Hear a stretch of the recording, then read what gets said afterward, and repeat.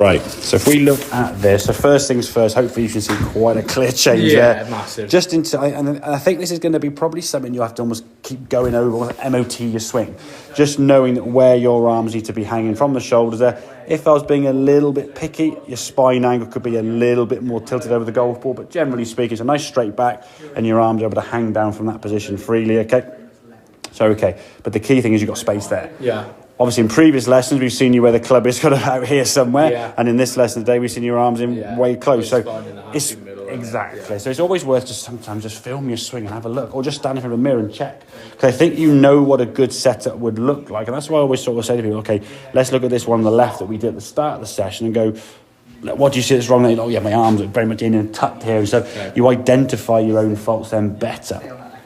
And then you want to start sort of almost having like a checkpoint. So when you look down here, what can you see is your hands kind of over your toe line there, kind of. So you can sort of say, okay, well, my hands are here now, and it covers my left foot. If I'm in here somewhere, they're a lot further into my leg area. So you'll start sort of seeing checkpoints that you can at least be on the course aware of. So you don't keep going down that sort of path of setting up incorrect and then trying to fix the fault. So if you look at this swing now, because you can't really move the body, I mean, there's no real body movement at all, is there? I mean, your arms are just sort of swinging back. Stand up just to be able to... And backswing now is all kind of quite cramped, not much rotation there at all. And then when you do obviously apply the rotation on the way down, which is almost inevitable, the club now is sort of going through the goal ball, as you can see, catching the hosel, shank out to the right there, and then the swing sort of very sort of tucked up here, finishing as you do. Compare that to this one.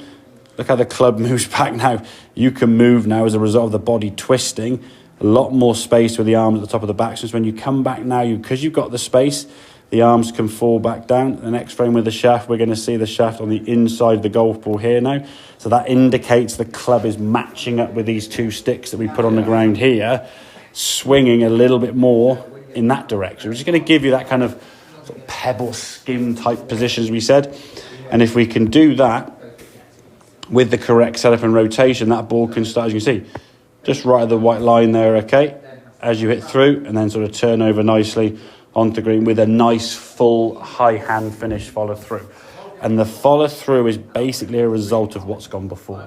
We can't kind of like fake it by making it really close, chopping the arms up here, swinging across and going wee, and make it look really pretty, because it will look awkward in the transition anyway. Yeah, you can only fake so much in golf. You can't get away with that many things.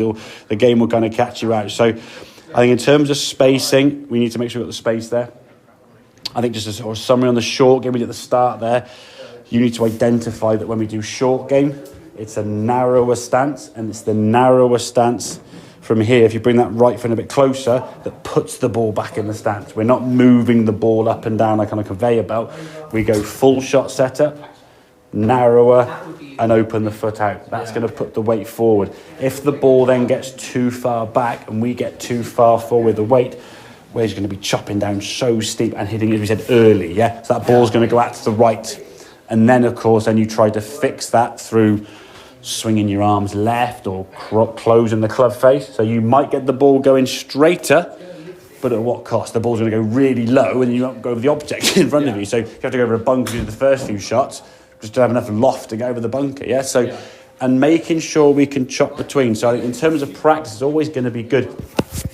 And you could do this on the range. I do it with the kids sometimes. And you go on the range, put your phone with like number generator on it, okay? So put the parameters from, what's your longest iron? 5 iron, 6 iron? 4 iron. Yeah. Okay, so you got a hybrid?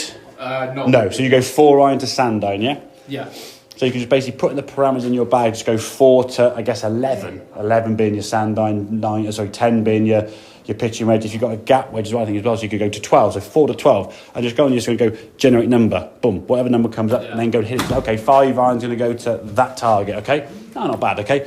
Generate, okay? 9 iron, okay? 9 irons are now going to go to that target. Press it again. 4 iron, okay? This one's going to go under some trees and always change. You have like a 10 or 15 minute spell of never hitting the same shot over and over again. I was trying to do complete variety, yeah? I was just driver 4, 7. Yeah. And so then you learn the different setups, because you're someone, like a lot of people now, who are good enough to kind of mask a fault enough if you hit enough shots, yeah? If you set up incorrectly with a chip shot or a longer club, whatever, you hit enough golf balls, you can kind of figure out how to get the ball straight from that setup. problem is you're kind of almost creating faults for down the line. And when that setup does go into that position, which as we've seen before, you've gone from too close to too far back and forth.